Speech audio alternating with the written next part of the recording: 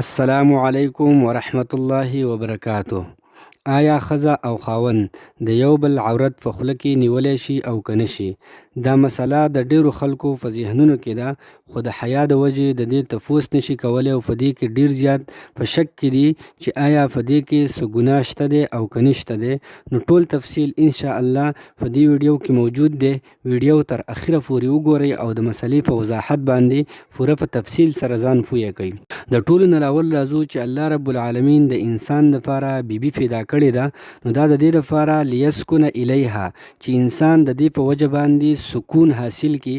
ځکه چې کله د انسان بیبي نه وي نو د مختلف قسم ټینشن یې دته د کور برابر نه وي، بل د جسمانی خواهشات هغه نه فضا کیږي. د انسان یو قسم تنګي په دې دنیا کې، خو چې کله د واده وکړي د بیبي کور ته راوستلی شي نو دی به په سکون کې شي.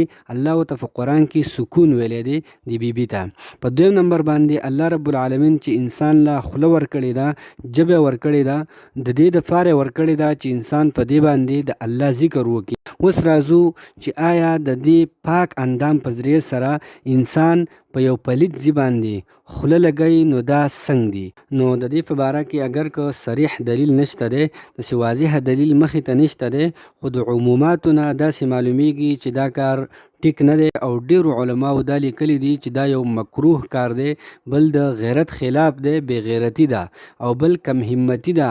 دا کار چې څوک کوي دا به بې غیرته وي، کم همته به وي، دا علماو لیکلی دي. او بل دې ته سوچ کول پکار دی چې الله رب العالمین انسان د حیض په حالت کې د کوروالي نه منع کړی دی، ځکه چې په هغه وخت کې په زنانه باندې ګنده وینه راځي. نو د انسان عورت د دغه ګنده وینې ساتلو د وجې نه الله رب العالمین دغه وخت کې کوروالی منع کړی دی.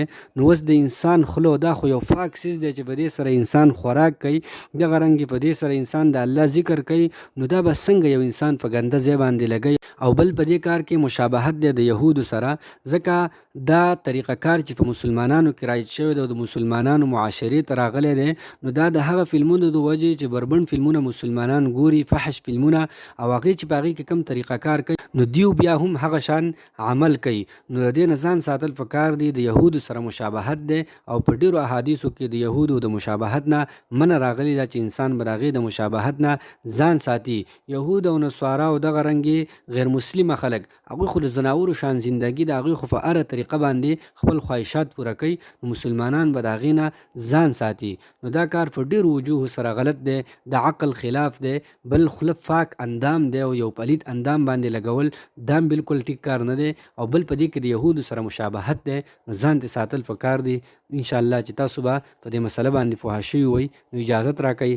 السلام علیکم ورحمت الله وبرکاته.